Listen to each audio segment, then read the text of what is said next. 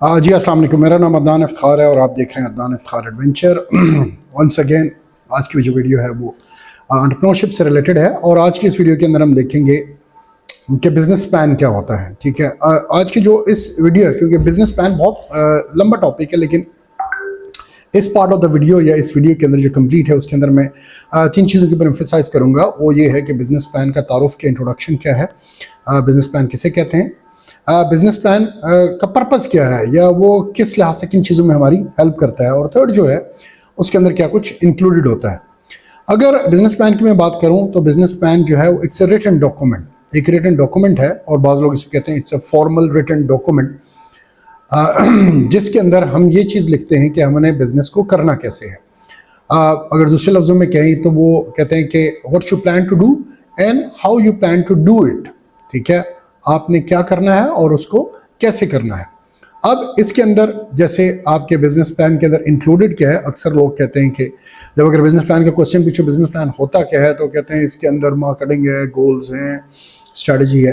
अच्छा, ये तो इसके अंदर इंक्लूडेड होता है, लेकिन वो होता क्या है, इट्स अ रिटन डॉक्यूमेंट, ये रिटन डॉक्यूमेंट होता है। अच्छा, अब ये इसके अंदर ये हम क्यों लिखते हैं, मैं जैसे एग्जांपल देता हूँ, आप इसके अंदर लिख लेते हैं कि आपका बिजनेस क्या है, यानी बिजनेस कॉन्सेप्ट क्या है, आपकी बिजनेस की नेचर क्या है, होलसेल है, रिटेल है, प्रोडक्ट ओरिएंटेड है, सर्विस ओरिएंटेड है। आपके बिजनेस के अंदर जो है वो किस मार्केट को सर्व करेंगे, किस कस्टमर को देखेंगे, प्राइसिंग स्ट्रेटजी क्या होगी, ये सारी चीज़ें बिजनेस प्लान के अंदर इंक्लूड होती हैं उस रिटन डॉक्यूमेंट के अंदर। As I said earlier, it's a written document. मैं एग्जांपल देता हूँ कि आपने रिटन डॉक्यूमेंट किसके लिए लिखना है। लाइक एक कैफ़े का है, तो कैफ़े आपने खोलना है, तो कैफ़े की लोकेशन कहाँ पे होगी, किस सेगमेंट को आप टारगेट करेंगे, वो क्लास कौन सी होगी, मिडल है या अपर क्लास है, कैफ़े का मेन्यू क्या होगा, उसकी प्राइसिंग स्ट्रेटजी क्या होगी, कैफ़े की आप मार्केटिंग कैसे करेंगे, उसका ब्रेक इवन कब तक मीट कर लेंगे, तो ये चीज़ें आप उसके अंदर लिखते हैं। तो खैर ये एक तारुफ हो गया कि बिजनेस प्लान होता क्या है, इसकी introduction, it's a written document. अच्छा, इसका पर्पज़ क्या है, इसके बहुत से पर्पज़ हैं।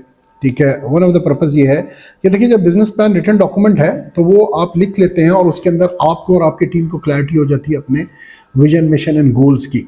जो आपका इटसेल्फ प्लान है, जो एक स्टार्टअप फर्म है जो बिजनेस स्टार्ट करना चाह रही है, उसके अंदर उसकी फर्दर क्लैरिटी हो जाती है कि हम कर क्या रहे हैं। अच्छा, ये सिर्फ उस फाउंडर को क्लैरिटी नहीं होती है, बल्कि टीम को भी क्लैरिटी हो जाती है, क्योंकि once the thing is on the written document में आ जाती है, तो फिर आपको पता लग जाता है कि हमारा बिजनेस क्या है। तो कॉन्सेप्ट की क्लैरिटी है आपको भी और आपके सारे टीम को, ओवरऑल कंपनी का, आपके बिजनेस का पर्पस क्या है, उसका मिशन क्या है, उसका विजन क्या है, ये बिजनेस के अंदर होती है। ठीक है, सो वन, ये आपको इस लिहाज से हेल्प करता है कि आपको क्लैरिटी देता है। अच्छा, ये एक रोड मैप भी है। जब हम विजन की बात करते हैं तो ये एक रोड मैप देता है, और अगर हम उर्दू में सादा लफ्ज़ों के, तो ये एक नक्शा होता है कि आपने बिजनेस को लेके कैसे चलना है। फ्यूचर में आपने जो आने वाले महीने हैं और साल, उसके अंदर आप बिजनेस को कैसे करेंगे। अच्छा, जब महीने और साल की बात आती है तो एक चीज़ मैं साथ साथ आता चलूँ, ये कोई एंड प्रोडक्ट नहीं है, ये एक प्रोसेस है। क्या बिजनेस प्लान का डॉक्यूमेंट अपडेट होता है? यस, ये अपडेट होता है with the passage of time, with the passage of, आप जब कहते हैं ना कि when how the things unfold, जो आपने प्लानिंग की है और जब रियल में जब आप उसको करने लगते हैं, जब चीज़ें अनफोल्ड होती हैं तो काफ़ी वेरिएशंस आ जाती हैं, समटाइम वेरिएशन आती हैं। एक्सटर्नल एनवायरनमेंट चेंज हो गया, पॉलिटिकल जो है वो गवर्नमेंट तब्दील हो गई, गवर्नमेंट की नई कोई पॉलिसी आ गई, तो you might have to go back to the plan and you have to change the planning, और according to जो external environment है या जो आपके पर्सनल circumstances चेंज हो गए हैं, उसके अकॉर्डिंग आप बिजनेस प्लान को चेंज करते हैं। वक्त के साथ अपडेट होता है, यस अपडेट होता है, सारी चीज़ें अकॉर्डिंग टू प्लान चली गई, ब्रेक इवन आपने टाइम पे मीट कर लिया। अब आपकी फ्यूचर क्या स्ट्रेटजीज हैं, आप दोबारा से उसको देखते हैं, 6 महीने बाद से दोबारा बैठते हैं, प्लानिंग करते हैं और उस डॉक्यूमेंट को आप क्या करते हैं, अपडेट करते हैं। अच्छा, खैर इंट्रोडक्शन की थी, और दूसरा जो मैं आपको बता रहा था कि ये किस लिहाज से हेल्प करता है, और हेल्प करने के लिहाज से मैंने बताया कि आपके मिशन विजन की क्लैरिटी के लिए जो है वो बिजनेस प्लान होता है। इसके साथ साथ मैंने एक और जो चीज़ बताई है कि वो बिजनेस की अंडरस्टैंडिंग, जो आप अंडरस्टैंड करते हैं कि आपके बिजनेस का कॉन्सेप्ट क्या है और बिजनेस क्या करना चाहते हैं, तो जो आपने टीम हायर की है या जो फाउंडर्स हैं, आपके साथ 2-3 दोस्त मिल के आप स्टार्ट कर रहे हैं, क्या आप सारे एक पेज के ऊपर हैं कि नहीं है।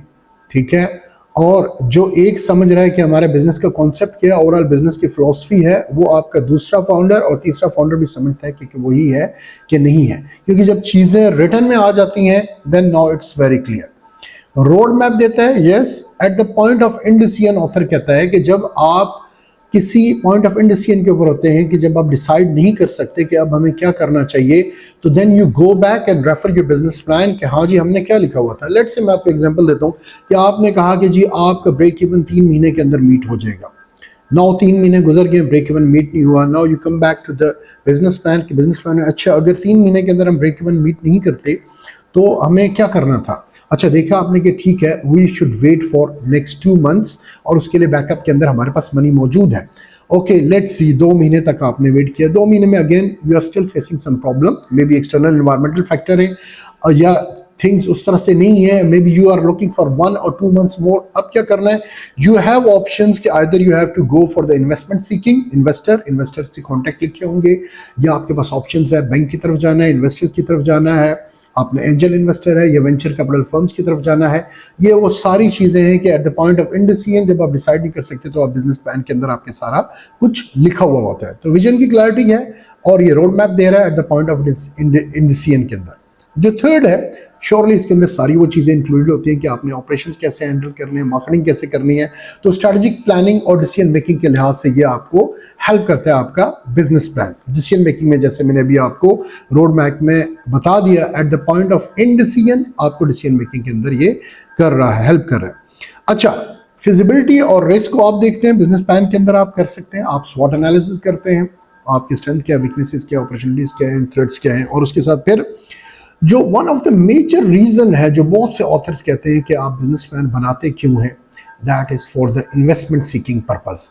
ठीक है, आप इन्वेस्टमेंट सीकिंग के लिए अपने बिजनेस प्लान को बनाते हैं। ठीक है, ये one of the major reasons हैं, क्योंकि जब वो कहता है ना कि एक फॉर्मल रिटन डॉक्यूमेंट है तो आप क्यों बना रहे हैं, ताकि वो इन्वेस्टर को उस लिहाज से एक अच्छा इंप्रेशन जाता है कि यस दे आर फॉर्मल, और इसके अंदर जो है वो इन्होंने बाकायदा सारी चीज़ें लिखी हुई हैं, और जो रिटर्न के अंदर लिखी हुई है कि इनिशियल इन्वेस्टमेंट कितना है, कैपिटल कितना है, और ये मेरे से कितना रिक्वायर करें और उसके अगेंस्ट मुझे कितना देंगे, तो ये सारी चीज़ें, और रिटर्न ऑन इन्वेस्टमेंट क्या मिलेगी, तो ये सारी ऐसी चीज़ें जो हैं वो उसके अंदर होती हैं। तो one of the major reason क्या है, वो इन्वेस्टमेंट सीकिंग है। देन टीम अलाइनमेंट के बारे में आपसे बात कर चुका हूँ।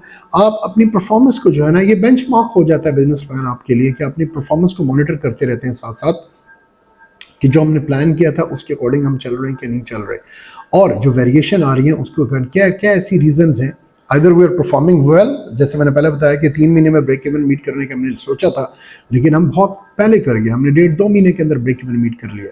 तो ये एक बेंचमार्क है जो आपकी परफॉर्मेंस को देखता है, जो भी वेरिएशन आती है उसके लिहाज से अकॉर्डिंगली फिर आप उसके लिहाज से अपनी स्ट्रेटजीज को चेंज करते हैं, क्योंकि जो प्लान रिटन डाउन है वो डिफरेंट है, और जो आप एक्चुअल में इम्प्लीमेंट करते हैं वो उसमें थोड़ी सी वेरिएशंस आ जाती हैं, प्लस माइनस हो जाता है। ठीक है, और बिजनेस प्लान जब आप लिखते हैं तो ये उसको ओवरऑल इन जनरल कैटेगरी के अंदर डालता है, कहता है कि ये आपकी कम्युनिकेशन को एनहांस करता है। ठीक है, किससे कम्युनिकेशन को एनहांस करेगा, ये आपके सप्लायर से कम्युनिकेशन को। जो आपके बिजनेस की फिलॉसफी है, आपके सप्लायर की भी वही बिजनेस फिलॉसफी है कि नहीं है, जो डेफिनेशन क्वालिटी की आपकी है सप्लायर की भी वही डेफिनेशन है कि नहीं, जो क्वालिटी का प्रोडक्ट आप चाह रहे हैं और जिस टाइप की लेवल की क्वालिटी आपको ज़रूरत है वही सप्लायर को रिटर्न डाउन में आप देते हैं कि दिस इज द बेंचमार्क, इस बेंचमार्क को आपने फॉलो करना है। ठीक है, अच्छा इसके अंदर सप्लायर के अंदर से कम्युनिकेशन के अंदर सप्लायर्स हैं, आपके डिस्ट्रीब्यूटर्स हैं, आपकी अपनी इंटरनल टीम है, उसकी कम्युनिकेशन के लिए ज़रूरी है। एक चीज़ और बताता चलूँ कि फॉर सपोज आप एक सप्लायर को करते हैं और आप कहते हैं कि हमें डेली के 10 प्रोडक्ट्स का रॉ मटेरियल चाहिए होगा, तो क्या सप्लायर 10 का प्रोवाइड कर सकता है कि नहीं कर सकता। लेट्स से मैं कहूँ 20 या 30 है, देन इन प्लानिंग के अंदर आप कहते हैं, और ये एक चीज़ बड़ा एक प्लस मैं आपको बता दूँ, कभी रिलाय ना करें किसी एक सप्लायर के ऊपर, हमेशा आपके 2-3 सप्लायर्स होने चाहिए। ये बहुत ही आपको प्रॉब्लम हो सकता है फ्यूचर के अंदर, जब आप बिजनेस स्टार्ट कर लें तो वो सप्लायर्स वक्त के साथ साथ ऐसा होता है कि वो हो सकता है कंप्लाई ना कर सके, और श्योरली प्रोफेशनलिज्म बहुत लैक कर रहा है पाकिस्तान के अंदर, and they are not professional. ठीक है, उनके नखरे स्टार्ट हो जाते हैं, वो फिर उसके बाद जो है वो आपको कह सकते हैं मजबूर करना शुरू हो जाते हैं। उनको पता है कि आपसे चीज़ लेनी है, रॉ मटेरियल लेना है, तो हो सकता है वो प्राइसेस को बढ़ा दें, तो कभी एक सप्लायर के ऊपर डिपेंडेंसी ना करें। अच्छा, तो खैर ये बेटर कम्युनिकेशन के लिए आपके सप्लायर के लिहाज से। तो अगर मैं बात करूं कि बिजनेस प्लान के अंदर जो है वो इंट्रोडक्शन हम देख ले, ये रिटन डॉक्यूमेंट है, और एक इन चीज़ों के लिहाज से हमें हेल्प करता है, तो ये हमें हेल्प करता है अपने विजन की क्लैरिटी के लिहाज से। स्ट्रेटेजिक प्लानिंग और डिसीजन मेकिंग है eight the point of decision की मैंने बात की, रोड मैप है। जो थर्ड है आपकी फिजिबिलिटी को देखते हैं, आप रिस्क को देखते हैं, स्वॉट एनालिसिस करते हैं। फोर्थ इसके अंदर हमने देखा जो one of the major reason है कि इन्वेस्टमेंट सीकिंग के लिए आप इसको यूज करते हैं।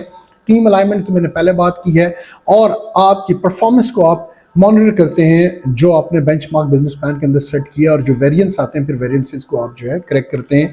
और ये कम्युनिकेशन जो है वो एनहांस करती है between your suppliers, your partners, your distributors, your retailers, और आपके जो क्लाइंट्स हैं उनके लिहाज से कम्युनिकेशन को जो है वो इंक्रीज करती है। और जब बिजनेस प्लान आप लिख रहे होते हैं ना, ये आपके कॉन्फिडेंस को बड़ा बूस्ट करता है, ठीक है। और अगर मैं इन कंक्लूजन कहूँ तो a goal without a plan is just a wish, ठीक है। कोई भी आपका ऐसा गोल है जिसको अचीव करना चाहते हैं लेकिन आपकी प्लानिंग नहीं है, तो वो एक आपकी ख्वाहिश हो सकती है, उसको आप फुलफिल नहीं कर सकते विदाउट प्रॉपर प्लानिंग। तो ये हो गया कि आपका किस लिहाज से हेल्प करता है बिजनेस प्लान, ठीक है, और इसका पर्पज़ क्या है।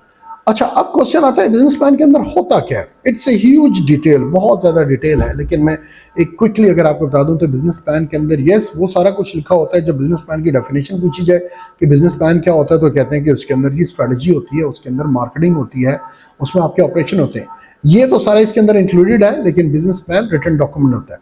तो यस यही चीज़ें उसके अंदर होता क्या है, एग्जीक्यूटिव समरी होती है आपकी, ठीक है। That's a huge detail topic, और इसके सारे जो एलिमेंट्स हैं उसके ऊपर मैं डिटेल में जिक्र करूंगा। बाज़ ने एलिमेंट्स ये 5 बताए हैं, बाज़ ने 7 बताए हैं, बाज़ ने 9 बताए हैं, ठीक है। मैं जो लेके चलता हूँ उसमें वो 7 की एलिमेंट्स हैं। 7 की एलिमेंट्स इस बिजनेस प्लान के अंदर लेके जाएंगे, और यस यही एलिमेंट्स जो है वो फर्दर स्प्लिट होते हैं, और बाज़ ने उन 7 को 9 कर दिया और बाज़ ने उनको 11 भी कर दिया। लेकिन इस जो है जो बिजनेस प्लान मैं लेके चलूंगा उसमें 7 की एलिमेंट्स के ऊपर हम एम्फेसाइज करेंगे। तो उसमें होता क्या है अगर मैं क्विकली बता दूं तो यस इसके अंदर एग्जीक्यूटिव समरी है, बिजनेस डिस्क्रिप्शन है, मार्केटिंग स्ट्रेटजीज हैं, कंपैटिटर एनालिसिस है, डिजाइन एंड डेवलपमेंट प्लान है, ऑपरेशन एंड मैनेजमेंट प्लान है, और फाइनेंशियल सेक्शन ऑथर कहते हैं आता तो सबसे आखिर में है लेकिन ये सबसे इंपॉर्टेंट है। तो ये इन 7 सेक्शन के ऊपर कमिंग वीडियोस के अंदर जो है वो हम डिटेल के अंदर डिस्कस करेंगे। आज की वीडियो के अंदर इतना ही। एक दोबारा से समराइज कर लूँ तो आज की वीडियो के अंदर हमने बिजनेस प्लान का इंट्रोडक्शन देखा और इसका पर्पस देखा, और ये किस लिहाज से किन चीज़ों में हेल्प करता है, और थर्ड जो है इसके अंदर क्या कुछ इंक्लूडेड होता है। उम्मीद है वीडियो पसंद आई होगी। अगर आपने मेरे चैनल को जो है सब्सक्राइब नहीं किया तो मैं चाहूँगा कि आप इसको सब्सक्राइब करें, लाइक करें और शेयर करें बाकी लोगों के साथ, और बेल के आइकन को प्रेस करें ताकि आपको एंटरप्रेन्योरशिप से रिलेटेड जो है और अदर मालूमाती वीडियोज़ जो हैं वो मिलती रहे। अदनान इफ्तिखार एडवेंचर देखने का बहुत बहुत शुक्रिया। अल्लाह हाफ़िज़।